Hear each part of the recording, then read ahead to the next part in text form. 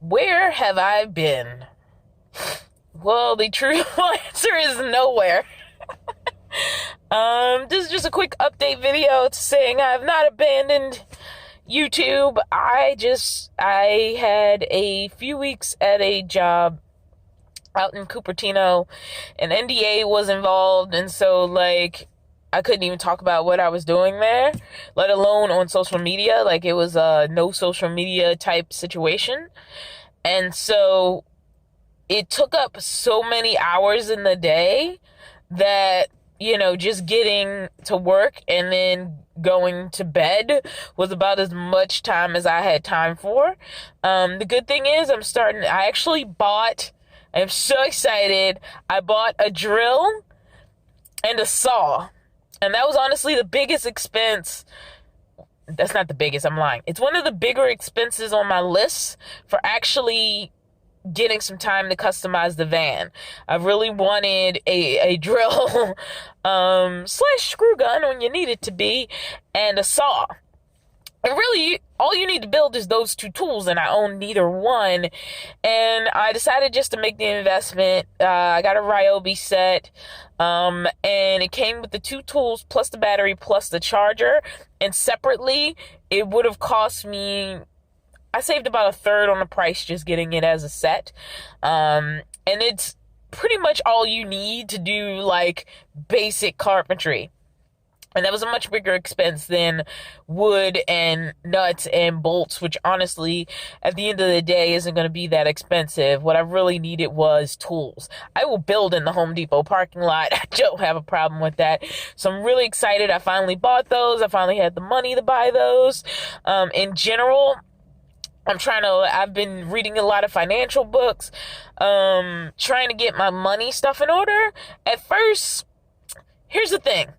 Once again, I was homeless. I had nowhere to live at all. And then I acquired the car I was living in. It wasn't even that I had a car at the moment that I stopped having a place to live. I didn't know where I was going to sleep my final night in my old place. And initially I had a car that I had access to, a car that I didn't own. It was a rental situation, in relationship to a job, and that sort of ended, and I was able to acquire my own used vehicle before that ended.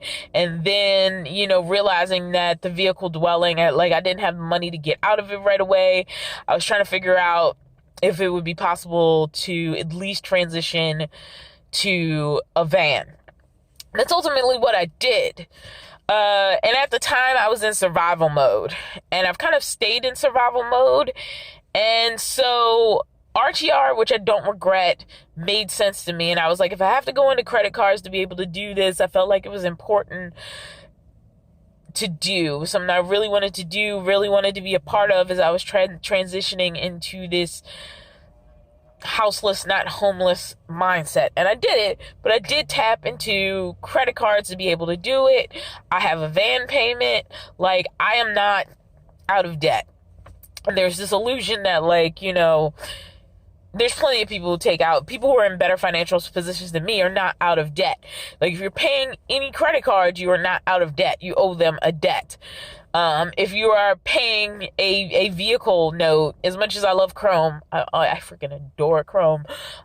He talks about being out of debt, but he still has a van payment, and that's fine for him. I think it's fine for me. Honestly, the van payment is way more manageable than any rent, but to me, that's still debt. And what I want to really focus on now is not having debt, because I have reduced my cost of living so low.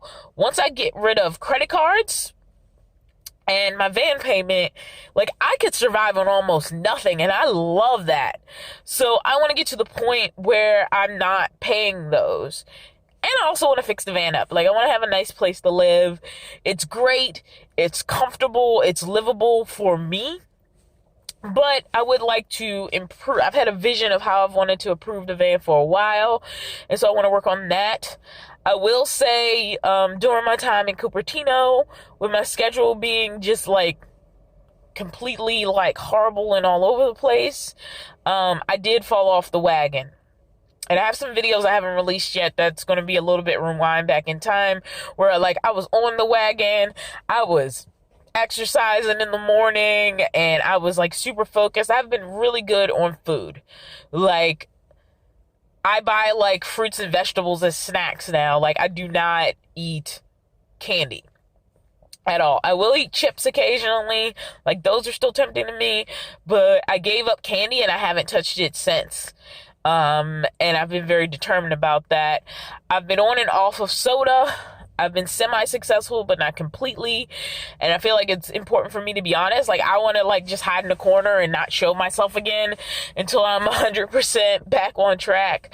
But I don't think that's useful. Like, I fell off the wagon of exercise. I've been moving in a good direction with food, but there's been some failings that I'm not too happy about.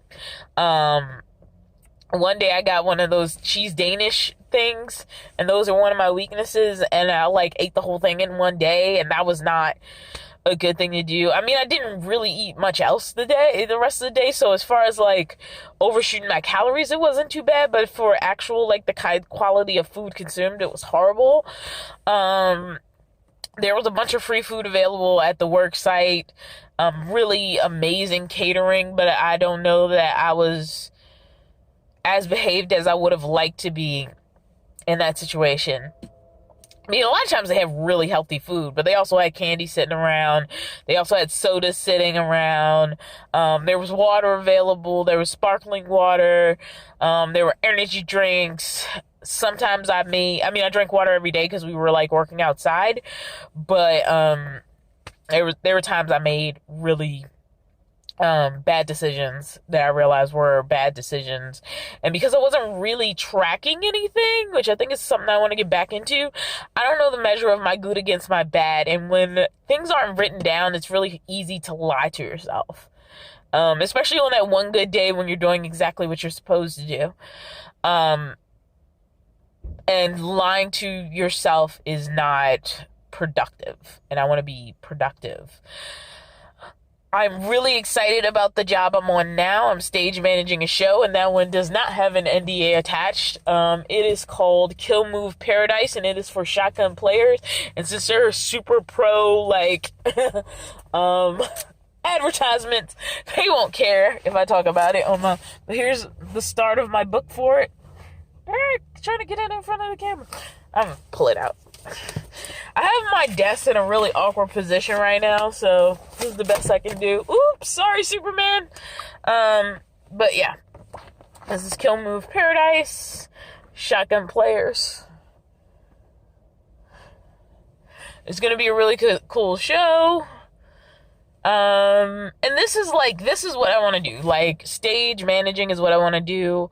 So I'm super excited to be stage managing for this company. And they're pretty much going to be what I'm doing until August 4th when the show closes. So this is a pretty deep part of my life for the next few months. And while I'm in Kill Move Paradise, while the major part of my schedule is Kill Move Paradise, it's a great time to really incorporate an exercise routine. So I went back to Planet Fitness for a design your own program. He gave me a really good breakdown of sort of what to do, how much to do, which machines to use. I'm actually coming back at 5 for him to actually do an intro to the actual machines. Right now, just a few minutes ago, we just had to sit down at the table. We talked about my goals, how much time I can dedicate to exercising based on my schedule right now. Like I said, I'm going to be in rehearsal for the next 5 weeks. So he was like, that's great. If you can commit to this for 5 weeks, we both thought like I could carry it on into the future. When he heard about my sort of past successes and failures, and I was harder on myself than he seemed really, really confident that like I was going to be fine, which made me feel good. So that's sort of what I've been up to. I plan to put out some more videos. Some of them are just like videos I really liked that I recorded that I just never published.